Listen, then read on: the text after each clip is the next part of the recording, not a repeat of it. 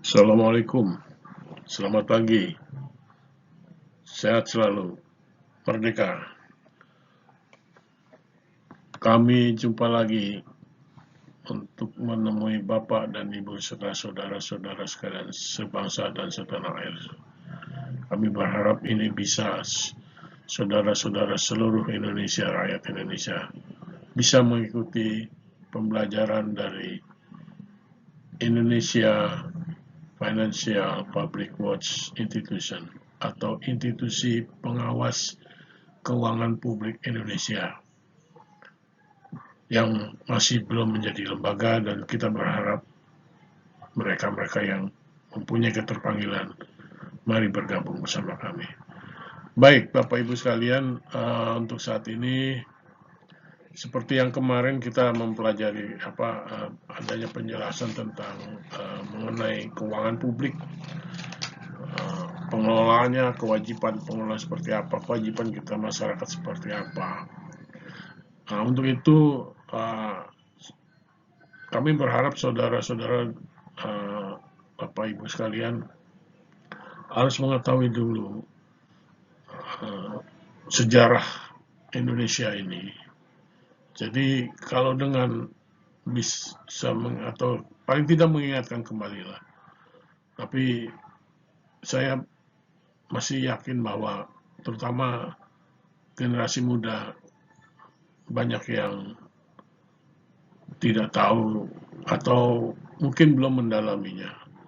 Nah, nanti dari sejarah ini kami bagi dalam dua session, yaitu pertama sejarah tentang periode awal sebelum kemerdekaan hingga akhirnya merdeka. Ini, dan untuk yang kedua adalah video yang kedua adalah pasca kemerdekaan.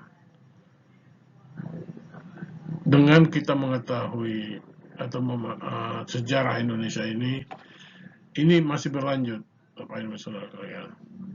Yaitu nanti setelah kita merdeka, para pendiri negeri ini, founding father kita, itu telah menyiapkan Undang-Undang Dasar 45. Nanti akan ada, kita bahas mengenai Undang-Undang 45, sejarahnya, semangatnya, dan cita-citanya itu adalah hasil daripada perjuangan seluruh rakyat Indonesia. Sehingga sejarah ini penting dulu. Nanti akan dilanjutkan dengan sistem demokrasinya Indonesia berlanjut setelah itu.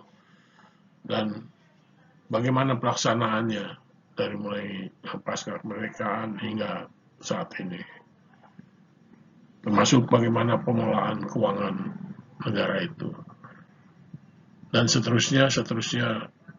Sehingga kami berharap Bapak, Ibu, saudara-saudara, terutama generasi muda, bisa memahami bahwa kita semua harus berpartisipasi. Kita semua harus bisa menjadi ikut mengawasi perjalanan negara ini sehingga tidak terjadi seperti yang sekarang ini. Baik, Bapak Ibu sekalian, sebelum itu kita mulai pelajaran ini. Selamat mengikuti.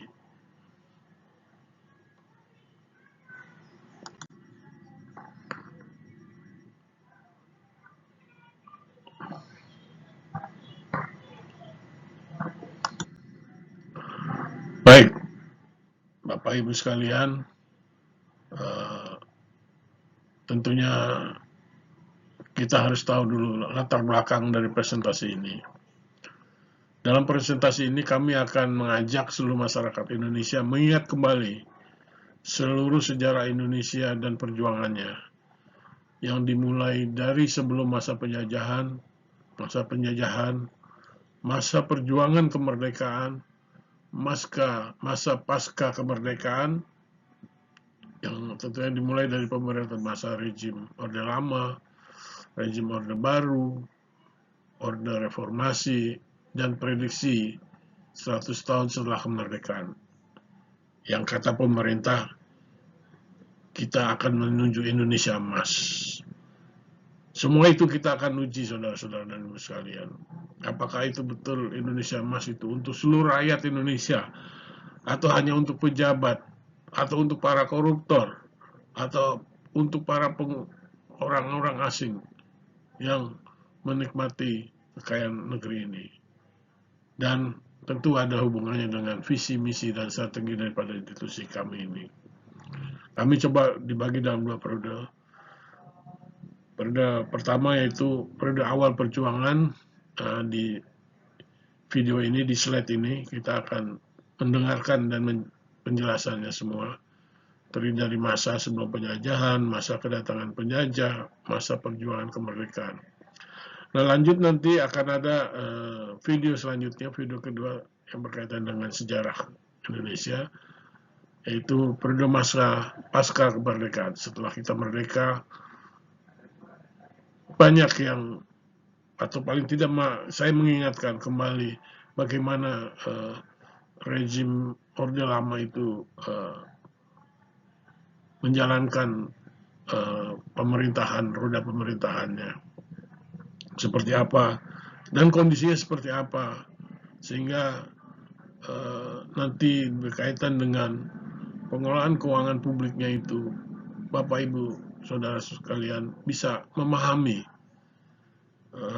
dan juga mengapa hingga saat ini rakyat banyak yang tidak dilibatkan di dalam proses pembangunan negeri ini. Atau di periode Orde Baru, bahkan masyarakat dijadikan floating mess. Jadi seolah-olah pemerintah inilah lebih tahu segalanya. Rakyat nggak perlu tahu urusan pemerintahan. Sehingga berkuasa sampai 32 tahun dan apa dampaknya. Nanti kita akan lihat itu di slide kedua. Kemudian setelah itu masa reformasi, mengkoreksi Orde Baru. Kita lihat juga perjalanan masa reformasi dari mulai awal hingga saat ini. Kita lihat atau nanti kita pelajari di sini mulai dari Presiden B.J. Habibie, Presiden Gus Dur, Presiden Megawati, Presiden Susilo Bambang Yudhoyono, dan Presiden Joko Widodo. Apa yang mereka lakukan dan apa yang terjadi saat ini sehingga kondisi negeri ini seperti saat ini. Dan tentunya nanti akan ada kondisi politik. Dan ada prediksi di dalam pasca kemerdekaan itu, pemerintahan begitu yakin akan adanya Indonesia emas. 100 tahun Indonesia merdeka. Memang di dalam teori politik itu mengatakan kalau setelah 100 tahun sebuah negara itu merdeka, maka berdasarkan, saya lupa bukunya itu, teori tersebut Indonesia itu bisa menjadi sebuah negara. Dan jika belum sampai 100 tahun, maka menurut teori tersebut Indonesia itu belum bisa menjadi negara dan kemungkinan bubar. Itulah teori politik yang pernah saya baca. Sehingga para birokrat kita ini menyatakan Indonesia emas. Banyak yang meyakinkan, tetapi mari kita lihat realitanya. Bahkan pakar-pakar hukum seperti pernah ada pernyataan yang saya pernah lihat di medsos, yaitu pernyataan Profesor Dr. Mahfud MD yang begitu yakin bahwa kita bisa menuju Indonesia emas. Oke, apa itu Indonesia emas? Nanti kita buka semuanya itu. Kita kaitkan dengan kondisi kita saat ini. Kita ingin, ini video bukan merupakan video yang memfitnah, tidak. Kita ingin objektivitas. Kita ingin kondisi ini waras. kita ingin rasionalitas dipakai, digunakan akal sehat, bukannya hawa nafsu, apalagi hawa nafsu kekuasaan. Sehingga nanti di kondisi politik, sosial, ekonomi, dan budaya Indonesia saat ini kita akan kupas. Baik, itu latar belakang. Semoga Bapak dan Ibu semua bisa memahaminya. Kita lanjut. Saya ingatkan, inilah sejarah masa awal perjuangan terbentuknya negara Republik Indonesia. Bagaimana perjuangan mereka, ini para pahlawannya, dari masa ke masa, merebut Indonesia merdeka. Indonesia yang saat ini ada, ini adalah hasil perjuangan seluruh rakyat. Bayangkan ini, seluruh rakyat membawa apa? Membawa bambu runcing, begitu yakinnya. Untuk apa? Untuk sejahtera bersama. Dan untuk bisa menikmati keadilan sosial dan kemakmuran dari negeri ini. Bukan seperti saat ini. Karena apa? Karena rakyat yang dulu berjuang, sekarang sampai 75 tahun itu diam. Hasil perjuangannya didiamkan, diserahkan kepada pejabat-pejabat yang dipercayakan, tapi hasilnya seperti ini. Mari kita bersama-sama lagi, bersatu lagi. Dulu tagline-nya adalah merdeka atau mati. Inilah perjuangan para pemuda-pemuda kita. Dengan gagah berani, mereka masih muda-muda ini, tapi mereka punya semangat kebangsaan yang luar biasa. Sekarang kita harus punya tagline yang lebih merdeka, benar-benar merdeka, dan merdeka untuk kesejahteraan bersama, untuk keadilan bersama. Mari kita perjuangkan bersama demi masa depan bangsa ini, apakah benar-benar mengalami atau berkelanjutan menjadi sebuah negara Republik Indonesia menurut teori politik yang saya baca. Demikian, mari kita coba lanjutkan masa awal perjuangan ini. Semoga ini menjadi bahan pengingat, dan tentunya saya tidak akan bercerita panjang lebar hanya atau lebih mendetail tentang sejarah awal ini dari masa ke masa, namun sebagai pengingat saja. Dan saudara-saudara sekalian silakan bisa membaca atau mempelajarinya dari berbagai media atau melalui media sosial. Baik, kita berlanjut. Kita mulai dari sejarah sebelum datangnya penjajah. Jadi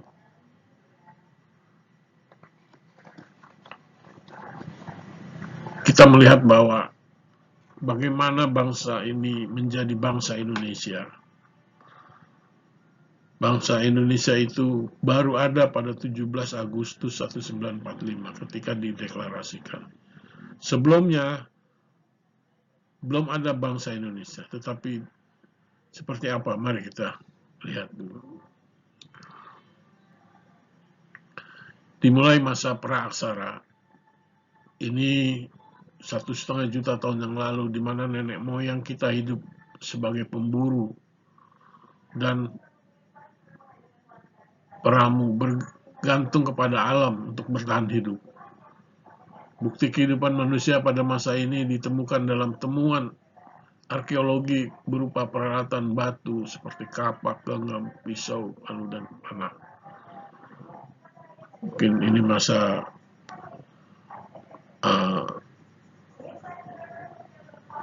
lupa saya. Kemudian ketika masa praaksara ini masih zaman batu mungkin ya istilahnya, masuklah ke masa peradaban Nusantara kuno. Dulu terpencar-pencar, kita berada di hutan-hutan, di gunung. Pada masa ini masyarakat Indonesia mengalami kemajuan dalam hal sosial, politik, dan ekonomi. Berbagai kerajaan dan negara maritim berdiri. Jadi setelah tadi itu mungkin berkembang, dan mulai di masa ini terbentuklah bangsa-bangsa. Waktu itu di masa ini berdirilah kerajaan seperti kerajaan Sriwijaya di Sumatera, menjadi pusat perdagangan penting di Asia Tenggara. Sejarah detail Sriwijaya silakan saudara-saudara nanti pelajari. Bagaimana majunya bangsa kita. Dan juga di sana ada kerajaan Mataram kuno yang di Jawa itu. Jadi di Sumatera ada Sriwijaya, di Jawa ada kerajaan Mataram dengan arsitek candi yang megah. Itu bukti bahwa bangsa kita itu bangsa yang besar, saudara. Bangsa yang hebat. Bayangkan, Anda lihat Amerika itu, kalau Anda merasa bangga dengan Amerika atau katakanlah Amerika lah, ada gak bangunan sehebat Candi Borobudur itu? Itu bukti bahwa bangsa kita itu bangsa yang hebat. Kemudian kerajaan Majapahit yang pernah berdiri di Nusantara mencapai puncak kejayaan pada abad ke-14.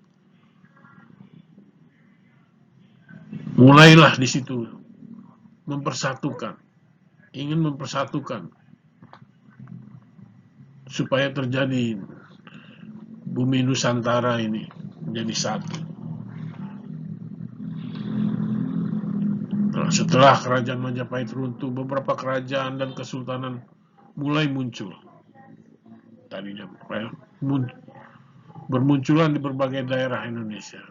Contohnya kerajaan dan kesultanan yang berpengaruh pada waktu itu.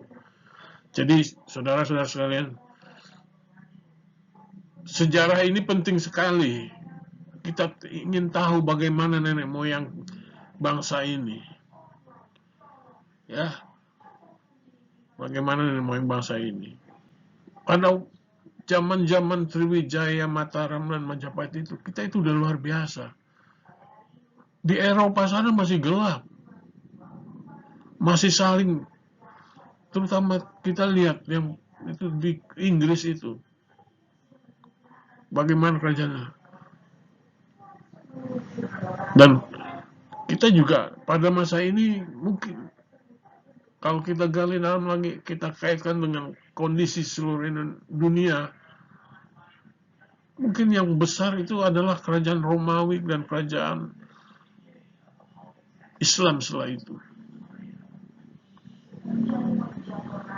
Atau Persia, kerajaan Islam, Persia. Itu fakta sejarah. Sehingga di Indonesia ini, Majapahit yang tadi berusaha ingin menyatukan Nusantara, kerajaan tersebut, ya silakan baca aja sejarahnya bagaimana sehingga hancur, sehingga terbentuklah kesultanan-kesultanan seperti di Demak. Itu faktanya. Ini bukan Demak.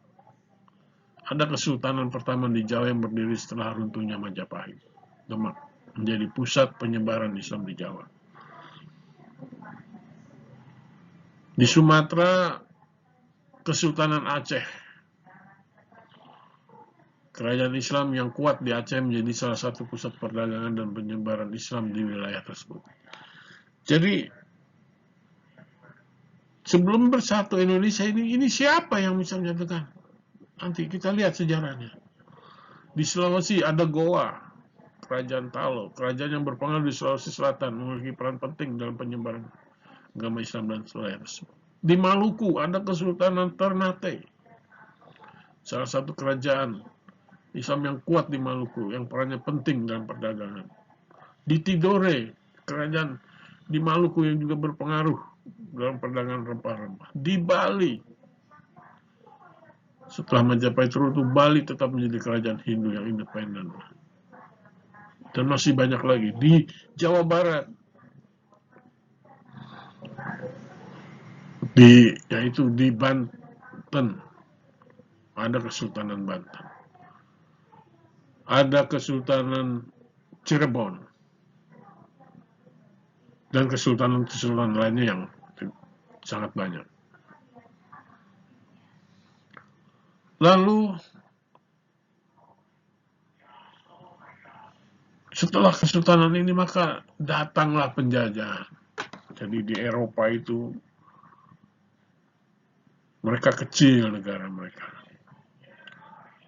Mereka ingin mendapatkan rempah-rempah dan adanya di Indonesia yang kaya, di negeri kita ini.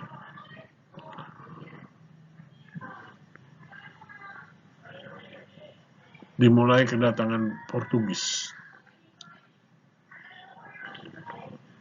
Portugis itu menjajah mulai 1511 hingga 1575. Portugis tiba pada 1511, namun tidak ada bukti bahwa mereka menjajah Indonesia secara keseluruhan. Ya, karena pada saat itu Indonesia belum menjadi entitas politik yang bersatu. Kita belum satu. Portugis berinteraksi dengan kerajaan-kerajaan di Nusantara seperti Kesultanan Aceh, Kesultanan Demak, dan Kerajaan Sunda. Nah, Indonesia belum bersatu. Jadi masih kesultanan-kesultanan. Jadi Portugis tidak seluruh, ya, ada beberapa itu. Karena di situ ada yang dia cari, yang dia bisa penuhi pada waktu itu. Lalu setelah itu datanglah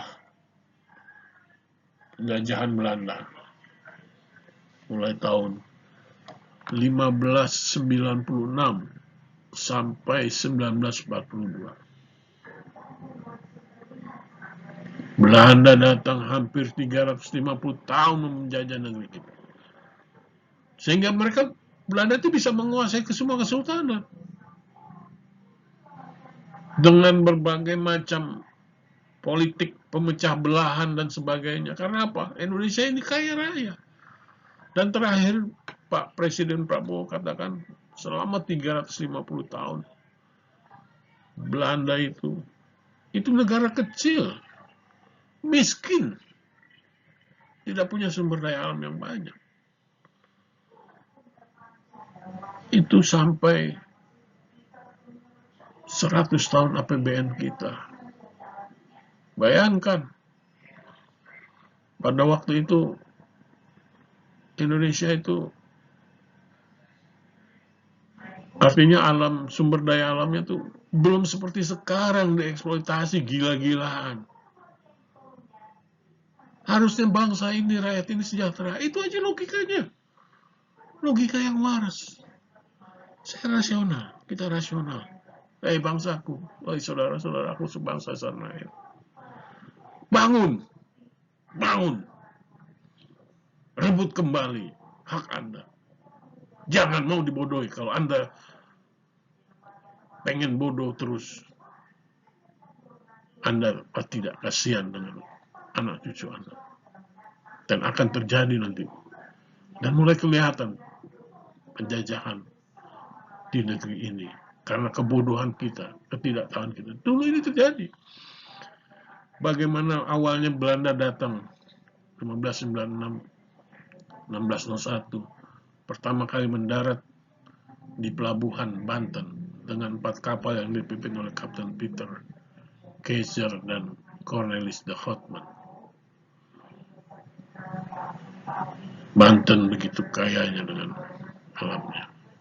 Dihancurkan, diadu domba. Kemudian atasnamakan VOC, perdagangan, Frederick Oats Industrial Company. Jadi begitu pandainya kerajaan Belanda menutupi. Dia lanjutkan ke 1602 sampai 1799. Dia katakan itu bukan kerajaan Belanda, itu bukan Belanda. Itu adalah perusahaan dagang, company, saya itu perusahaan company, dibentuk. Jadi di awal sudah dikuasainya, kemudian untuk bisa melanjutkan itu dengan politik Belanda itu, supaya itu berkelanjutan, maka dibentuklah VOC untuk meraup laba sebesar-besarnya dan memperkuat kedudukan Belanda di Nusantara. Itu tujuannya. Jadi kalau diberikan independensi lah untuk boleh mengolah, jadi tidak harus kerajaan Belanda itu yang terus menerus. Jadi pemerintahan Herman William Daendels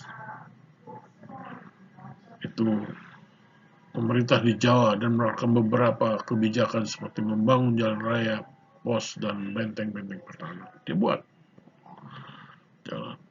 Kemudian Thomas Stanford Raffles memerintah di Jawa dan melakukan kebijakan seperti menghapus sistem perang stelsel dan perdagangan budak.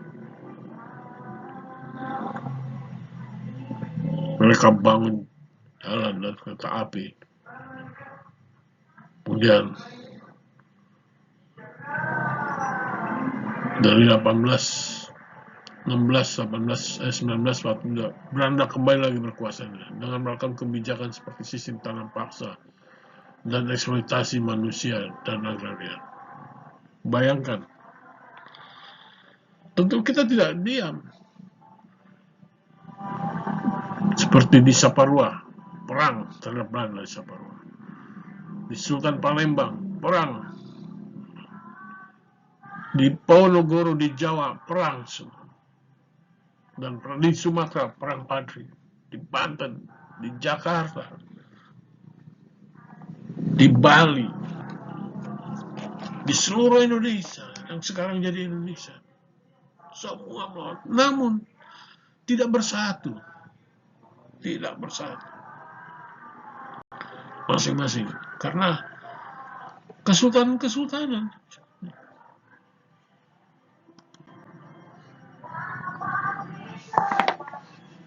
Kita masih masa perjuangan kemerdekaan. Jadi kesultanan di Indonesia ini memainkan peran penting dalam upaya merebut wilayah atau kemerdekaan dan penjajahan Belanda. Beberapa perang kesultanan. Artinya, akhirnya sadar. Kesultanan itu sadar. Kita merasakan hal yang sama. Penjajahan cuma satu, Belanda. Negara kecil. Gak sampai mungkin 10 Jawa. Tapi mampu menguasai. Karena apa? Politik pecah belahnya.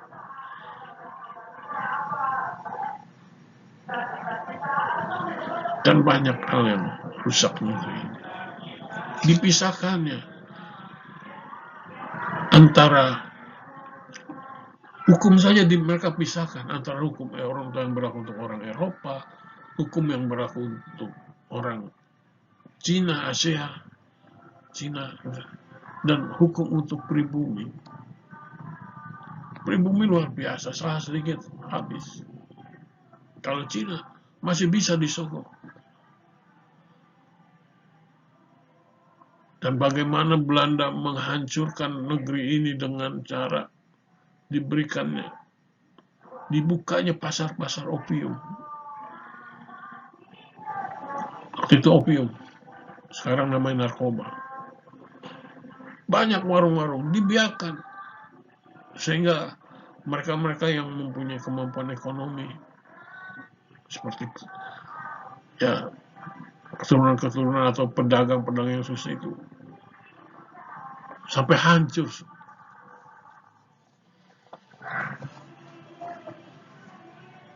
Sehingga kesultanan itu mulai sadar. Kesultanan setelah melakukan besar-besaran dan perang Belanda yang dipimpin oleh Sultan Muhammad Daud Shah dan selama perang Aceh. Kesultanan Banten melakukan perlawanan terhadap Belanda dalam Perang Banten 1815-1830 dipimpin oleh Sultan Agung Tirtayasa. Kesultanan Pontianak melakukan perlawanan terhadap Belanda pada abad ke-18 dan 19 dipimpin oleh Sultan Syarif Abdurrahman dan Sultan Syarif Utsman. Kesultanan Cirebon sebagai pusat penyebaran Islam memiliki peran penting dalam perjuangan melawan penjajahan Belanda, meskipun tidak ada catatan sejarah yang spesifik tentang perlawanan besar-besaran. Kesultanan Palembang melakukan perlawanan terhadap Belanda pada abad 19. Kesultanan Pontianak melakukan perlawanan terhadap Belanda semuanya. Perlawanan masyarakat Periangan terhadap Belanda, termasuk perlawanan dipimpin oleh para bupati dan tokoh-tokoh masyarakat setempat. Kesultanan Jogja dan Solo, Mataram dipecah, diadu domba, sehingga menjadi Solo dan Jogja. Jogja berdiri pada masa VOC. Akibat dari politik pecah belah, Kesultanan Mataram menjadi dua kesultanan, yaitu Kesultanan Solo dan Kesultanan Jogja. Ini yang kemudian VOC bangkrut dan diambil alih oleh pemerintah Belanda. Setelah itu bangkrut, langsung Belanda. Masa kedua Belanda ini. Maka di masa kedua ini 1816 sampai 1942 itu langsung.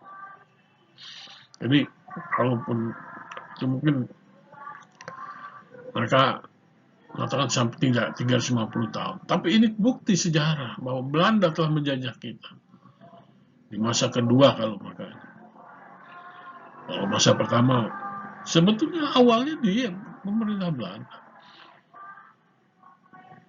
Kemudian Kesultanan Jogja dan Solo terus berjuang mempertahankan kedaulatan politik dan budaya di bawah tekanan kolonial Belanda.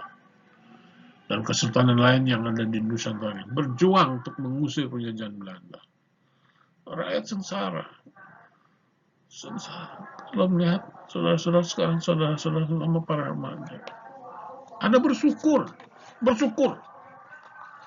Tapi Anda tidak sadar bahwa ini direbut dengan perjuangan yang luar biasa.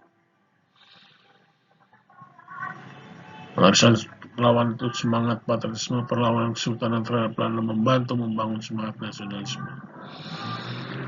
Awal pentingnya kemerdekaan di kalangan rakyat. Ya. Sultan-sultan itu sudah mulai sadar. Sehingga pengaruhnya terhadap perjuangan kemerdekaan. Perlawanan kesultanan juga mempengaruhi perjuangan kemerdekaan di abad ke-20. Dan banyak tokoh nasionalis yang terinspirasi oleh perlawanan kesultanan terhadap Belanda. Ini untuk generasi-generasi muda. Ya, Anda hanya bermain gadget saja. Anda main game dan sebagainya. Otak Anda itu sudah dirusak oleh kondisi sekarang ini. Ya, joget-joget, nari-nari. Media televisi pun juga tidak ada yang mendidik. Tidak ada yang mengingatkan kembali sejarah Indonesia ini ada. Itulah masa perjuangan. Kita lanjutkan. Perjuangan itu. Perjuangan kemerdekaan Indonesia pada abad ke-20. Nah, ini kita masuk abad 20. Dipengaruhi oleh semangat perlawanan kesultanan terhadap penjajahan Belanda. Berikut adalah perjuangan masa kemerdekaan. Dimulai dari kebangkitan nasional. 1908-1942. Pergerakan nasional Indonesia mulai berkembang dengan organisasi seperti Budi Utomo, Serikat Islam, PNI yang dipimpin oleh Soekarno maupun para pemuda lainnya. Maka diawalilah pada 28 Oktober 1928 para pemuda kita berkumpul, bersatu, membuat sebuah kongres pemuda kedua yang diadakan pada tanggal 27 dan 28 Oktober 1928 di Batavia, sekarang Jakarta. Dulu Jakarta masih Batavia. Merupakan pernyataan kesadaran dan tekad pemuda Indonesia untuk bersatu dan berjuang demi kemerdekaan dan persatuan bangsa dengan sumpahnya adalah pemuda.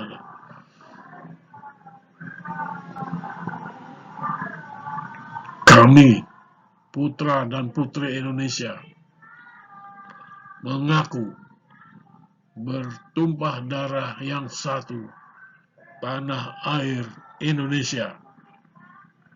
2. Kami, putra dan putri Indonesia, mengaku berbangsa yang satu, bangsa Indonesia. 3. Kami, putra dan putri Indonesia, menjunjung bahasa persatuan, bahasa Indonesia. Jadi Indonesia sudah mulai disebut, tapi belum menjadi sebuah negara. Kami ingatkan ini.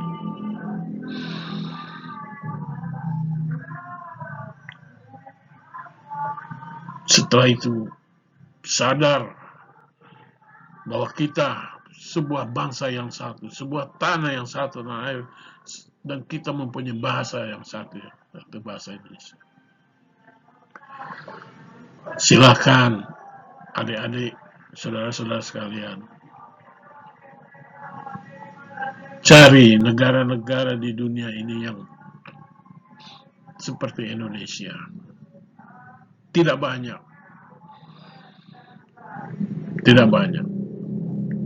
Kita lihat pertama Inggris, tanah airnya Inggris, bangsanya Inggris. Ketika itu Inggris pun dikuasai oleh pendatang juga.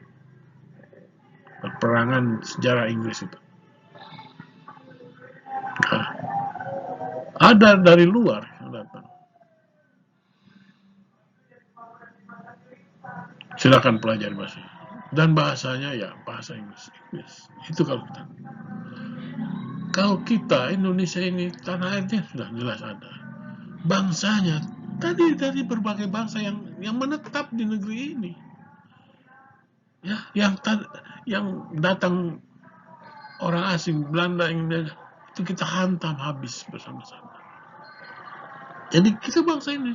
Dan untuk bisa menyatukan ini, walaupun di Indonesia ini satu mempunyai bahasa yang masing-masing, tapi sepakat ada bahasa Indonesia yang waktu itu bahasa Melayu yang bisa mengikat Indonesia ini.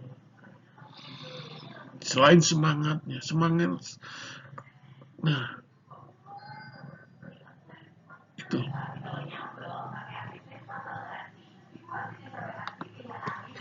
Dan setelah Belanda pecah perang dunia kedua, sehingga pasukan Belanda harus pulang karena Jerman menghantam Belanda. Jerman dan Jepang bersatu. Jerman menguasai Eropa hingga sampai ke Uni Soviet. Sehingga Jepang ke Asia ingin membangun sebuah persatuan negara Asia Raya. Semangat Asia Raya. Negara-negara Asia banyak dijajah, termasuk kayak Indonesia. 3,5 tahun, dari tahun 1942 hingga 1945. Sadar Jepang bahwa untuk bisa cita-cita Indonesia Raya, maka Jepang mengajak berkolaborasi dengan tokoh-tokoh perjuangan kemerdekaan. Dan Jepang mempersiapkan kemerdekaan Indonesia dengan membentuk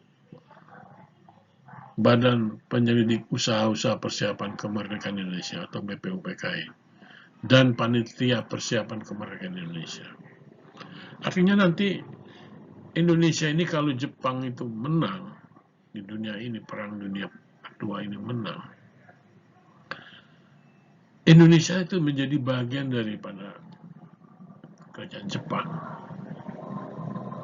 negara Jepang. Sehingga untuk itu dibentuklah tentara-tentara peta. Selain digunakan juga untuk membantu perang Jepang melawan Eropa atau Amerika dan sebagainya. Amerika bergabung untuk menghancurkan Amerika. Mereka hantam itu Pearl Harbor ya, Pearl Harbor yang ada di pangkalan perangnya Amerika yang ada di Hawaii.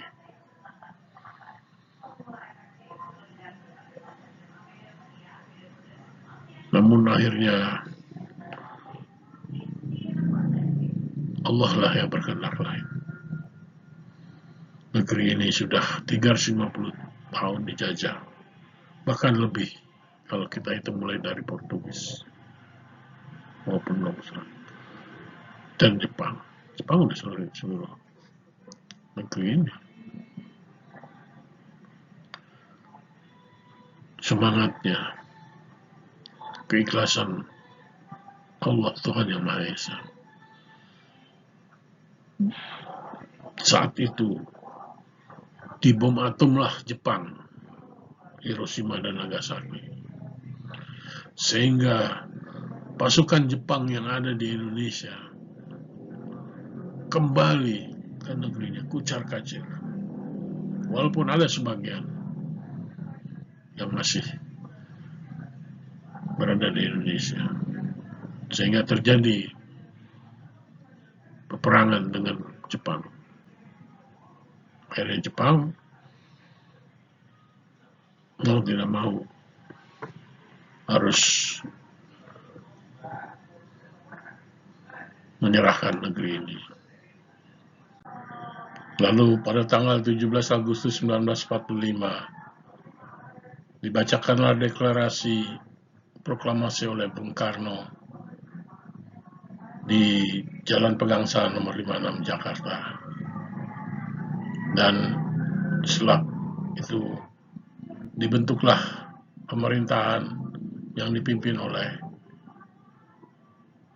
presiden, yaitu diangkat yaitu Presiden Soekarno dan dengan wakilnya wakil presiden itu Bung Hatta. Untuk itu marilah kita dengarkan pembacaan proklamasi dan juga lagu Indonesia Raya bersama-sama. Selamat mendengarkan.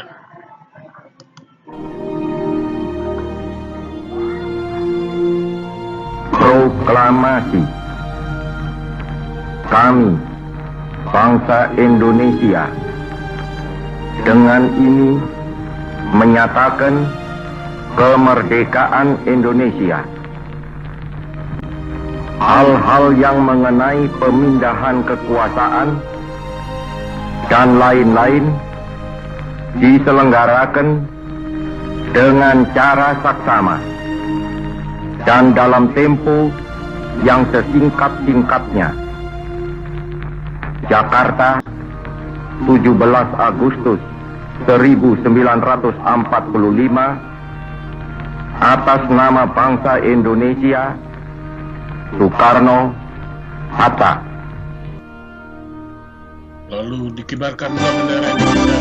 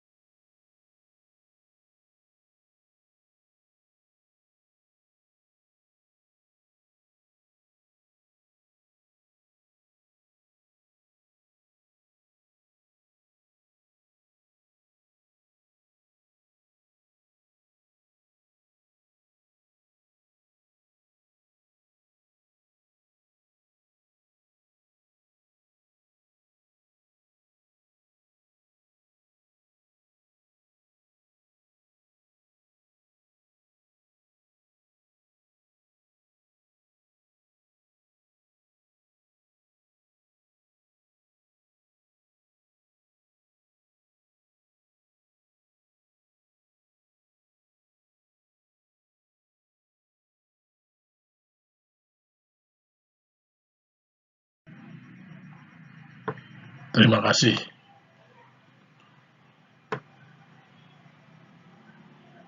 Demikian pembelajaran kita yang pertama tentang sejarah Indonesia. Di sini akan dilanjutkan setelah kemerdekaan di video selanjutnya. Jangan sampai Anda tidak mengikuti. Anda akan menyesal sebagai bangsa Indonesia, warga negara Indonesia. Demikian acara ini kami sudahi. Acara ini disponsori oleh kopi dan teh tarik yang ada warung kopi Waras yang ada di Jalan Sumur Bandung 3 Harjamukti. Kopi Waras, sambil kita ngopi, kita bisa konsultasi tentang permasalahan keuangan. Kami siap membantu gratis untuk diskusi-diskusi keuangan perusahaan kecil, ataupun mungkin kalau Anda yang bekerja sebagai pemerintah di bidang keuangan negara, insya Allah kami siap bisa bantu. Dan kami mohon juga teman-teman bisa mendukung organisasi ini sambil kita minum kopi sangar. Demikian dari kami akhiri. Wabillahi taufiq wal hidayah. Assalamualaikum warahmatullahi wabarakatuh. Selamat pagi. Merdeka untuk seluruh negeri rakyat Indonesia agar bisa tercapai cita-citanya sesuai sejarah berdirinya negeri ini. Wabillahi taufiq wal hidayah. Assalamualaikum warahmatullahi wabarakatuh.